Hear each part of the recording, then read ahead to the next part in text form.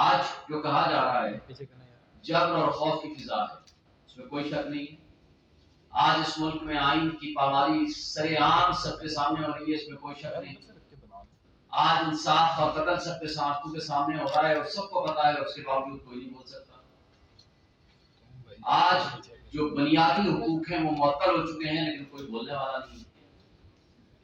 Media پہ مجھے بتائیں ایک شخص جو ایک اشتہاری مجرم ہے، اس وقت کاؤ میں لندن میں بیٹھا ہے، میں اس پر پولیٹیکل نان پولیٹیکل دونوں چیزیں پھر ساتھ آتی ہیں، مجھے بتائیں کہ اس کی تو تصویر، تقریر، اشتہار سب جائز ہے۔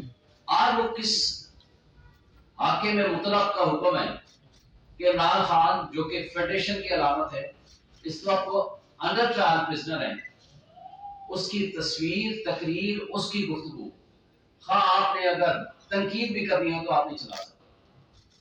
ہم پہلے تو کہتے تھے کہ وہ فاشسٹ حکومتیں بیٹھی ہوئی تھی، پی ڈی ایم کی جماعتیں ہیں، لیکن وہ آج کون سی سپر پاور ہے جو ان اداروں کو کنٹرول کرتی ہے؟ اور بدقسمتی سے آج سپریم کورٹ میں جب فیض آباد دھرنا والے کیس میں بات ہوئی تو چیف جسٹس سے بھی یہ فرمایا کہ آپ یہ بتا دیں کہ جب یہ کہا جاتا ہے کہ اوپر سے حکم ہے، نعوذ باللہ وہ اللہ کا حکم تو آپ تک نہیں پہنچتا، تو وہ کس کا حکم ہوتا ہے؟ سچ بولنا شروع کرتے ہیں۔ آج جس میڈیا کے بندوں کے پاس جائیں وہاں یہ کہتے ہیں کہ ہم نام نہیں لے سکتے، چیئرمین پی ٹی آئی کہیں گے، قاسم کے ابو کہیں گے ہم نام نہیں لے سکتے۔ کس کا حکم ہے؟ کہ تو اوپر سے حکم ہے۔ کس کا حکم ہوتا ہے پتا سب کو ہے، لیکن بول آپ میں سے کوئی نہیں سکتا۔ آج عمران ریاض واپس آ گیا، ہم شکر ادا کرتے ہیں اللہ کا کہ اللہ نے اس کو زندگی رکھی، اپنے بچوں میں، اپنی بیوی میں واپس آ گیا، لیکن جس حالت میں وہ آپ کے سامنے ہے وہ سب آپ جانتے ہیں۔ اور وہ ہواکار کون ہے، وہ مجرم کون ہے، اس تک کون پہنچے گا؟ کیا ریاست جو ہے ماں کی بجائے ڈائن بن چکی ہے؟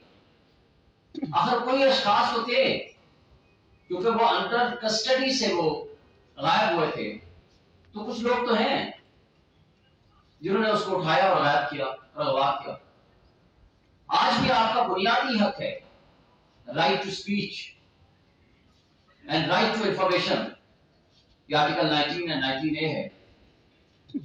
آپ کا حق ہے آپ بولیں، آپ کا یہ بھی حق ہے کہ آپ انفارمیشن دیں، اور ہمارا حق ہے ہم انفارمیشن لیں، لیکن اگر اس کے اوپر قتل ہے پھر کئی مہینوں سے ہے، کئی سالوں سے ہوگی، مجھے بتائیں آخر کوئی تو ہے جو ان سے بھی سپر پاور ہے، اور نہ بولنا اور عدالتوں کا اس کے اوپر خاموش رہنا، تو یہ انصاف کا سر عام قتل عام نہیں تو اور کیا ہے؟ اور اگر اس قتل عام پہ ہم سب یا خاموش ہیں، اور جو خاموش نہیں ہوگا وہ دل میں بڑا ضرور سمجھ رہا ہوگا، لیکن بولنے والا کوئی نہیں۔ سوال یہ ہے کہ جو سوال کرتا ہے اس کو ہمیں ڈھونڈنا پڑتا ہے۔ پوری دنیا کا اصول یہ ہے کہ سوال کیا جائے تو سوال کا جواب ڈھونڈا جاتا ہے، ہمیں بندے کو ڈھونڈنا پڑتا ہے کہ وہ کدھر گیا، فلاں نے سوال کر لیا تھا۔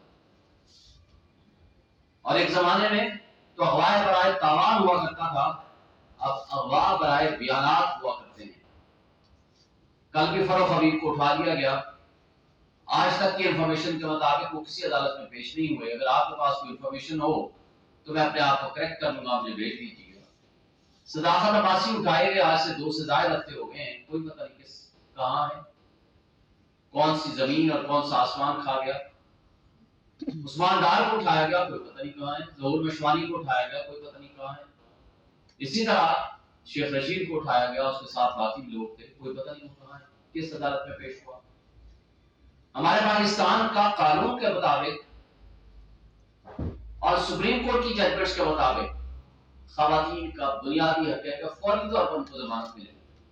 آپ نے دیکھا کہ ضمانتیں ہوئی وہ بھی 5-5.5 مہینے کے بعد، لیکن ابھی ضمانتوں سے وہ باہر ہی نہیں نکلے تو جناب پھر گرفتار ہو گئے۔ اور 15 دفعہ پرویز الہی کا کیس اور باقی بے شمار کیس، میں آپ کو وقت نہیں ضائع کرنا چاہتا ہوں، وہ پھر اٹھا لیے گئے۔ اور مقبولیت ہے، سبھی کہتے ہیں، آپ سب کہتے ہیں، پورا پاکستان کہتا ہے، تمام مقتدر طبقے اور حلقے کہتے ہیں کہ جناب پی ٹی آئی مقبول ہے، عمران خان فیڈریشن کی علامت ہے، پورے پاکستان میں سب سے زیادہ مقبول ہے۔ لیکن اس کی قبولیت نہیں ہے. تو افسوس یہ ہے کہ وہ کون سپر پاور ہے اس آئین کے مطابق. ہمارے اس پاکستان کے اس آئین میں تو کوئی سپر پاور نہیں ہے. اس آئین کے مطابق عوام کے پاس طاقت ہے کہ وہ اپنے منتخب نمائندوں کے ذریعے امور مملکت چلائے. یہ ہے ہمارا کانسٹیٹیوشن. اور کانسٹیٹیوشن ہے لیکن نہ اس کو کسی گڑھے میں ڈال دیا گیا.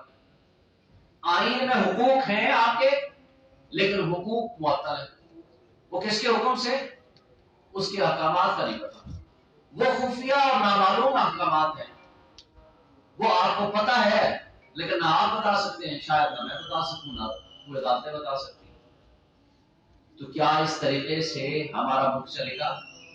کیا پاکستان کے 25 کروڑ عوام کو ہم نے اس مہنگائی, غربت, ظلم, بے روزگاری کی حالت میں گڑھے میں پھینکے رہنا ہے؟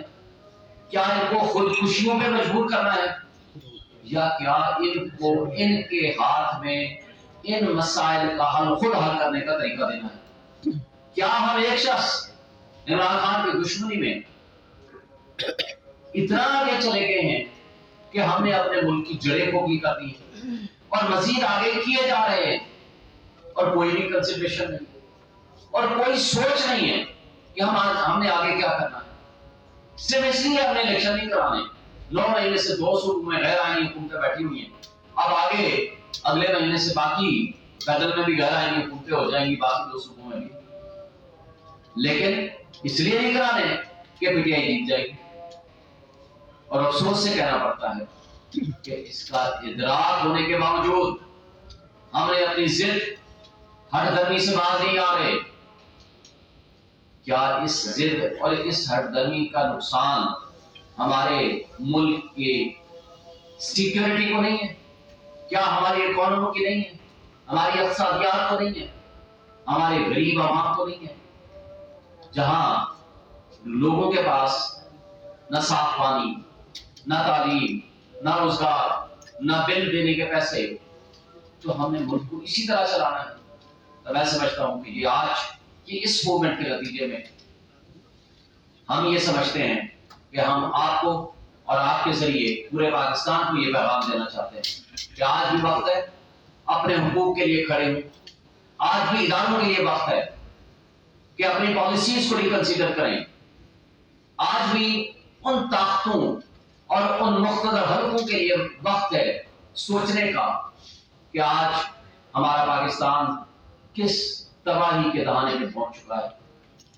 ہم ایک چلتے ہوئے ایک بہترین اپنے اس ملک کو جو ہم آگے لے کے جا سکتے ہیں, ہم پیچھے کی طرف زبردستی دھکیل رہے ہیں. اور کیا یہ پالیسیاں پاکستان کے لیے نقصان دہ ہیں یا پاکستان کے لیے فائدہ مند ہیں؟ آج بھی سوچنے کا مقام ہے.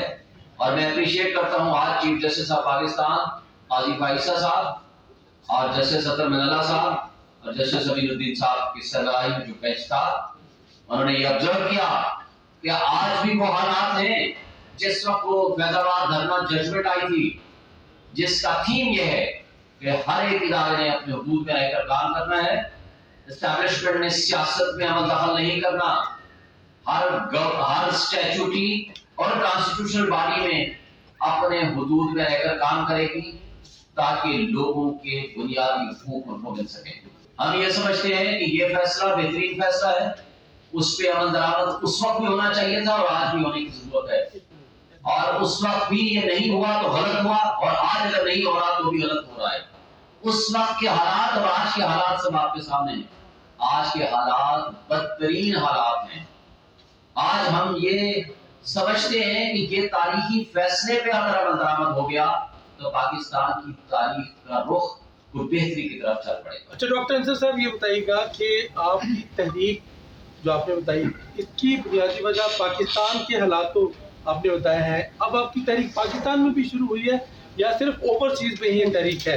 اور دوسرا اوورسیز پاکستانیوں کا مجموعی طور پہ اس وقت کردار کیا ہونا چاہیے جو حالات؟ دیکھیے ہماری جو رجسٹریشن ہے وہ as a non governmental organisation کے طور پر امریکہ میں ہے, جس میں ہم نے یہ کہا ہے کہ کہیں بھی دنیا میں ہیومن رائٹ وائلیشن ہوگی تو ہم اس کے لیے آواز اٹھائیں گے. تو یہ صرف پاکستان اسپیسیفک نہیں ہے.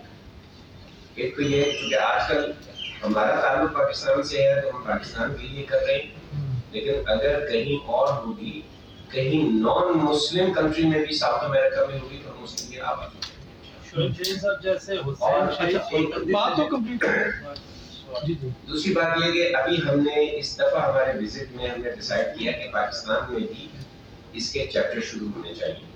تو الحمدللہ ہم نے پاکستان میں بھی ناؤ اباؤٹ نیور کے چیپٹر شروع کر دیے ہیں. اس میں صرف ہم 2 کوشچن ہی آپ سے پوچھتے ہیں. کیا آپ پاکستان کے حالات سے مطمئن ہیں، یا آپ سمجھتے ہیں کہ یہاں جو کچھ ہو رہا ہے وہ صحیح ڈائریکشن میں نہیں ہو رہا؟ تو اگر آپ کا جواب یس ہے تو پھر ہم دوسرا کوشچن پوچھتے ہیں، کیا آپ اس کے لیے کچھ کرنا چاہتے ہیں؟ آپ کہتے ہیں جی میں کیا کر سکتا ہوں، میں کیا کرنا کیا ہے. اس طرح کے کوشچن نہیں. ہم جو کہہ رہے ہیں آپ کرنا چاہتے ہیں، تو جب آپ کہتے ہیں کہ میں کرنا چاہتا ہوں تو اب آپ ہمارے نواب نیور کے ممبر ہیں. اب آپ یہ جان لیجئے کہ یہ نان پولیٹیکل ہے، اس کا کسی پولیٹیکل پارٹی سے تعلق نہیں ہے. لیکن اگر آپ کسی پولیٹیکل پارٹی میں ہیں تو بھی آپ 2 کام کر سکتے ہیں. کچھ آپ نان پولیٹیکل کام ویسے بھی تو کرتے ہیں، کھانا کھاتے ہیں، اپنا کام کرتے ہیں، تو آپ دونوں کام ساتھ ساتھ کچھ کام نان پولیٹیکل کرنے چاہیے. جیسے آپ نماز پڑھتے ہیں تو ایسے ہی آپ اس طرح کا کام دونوں صورتوں میں کر سکتے ہیں.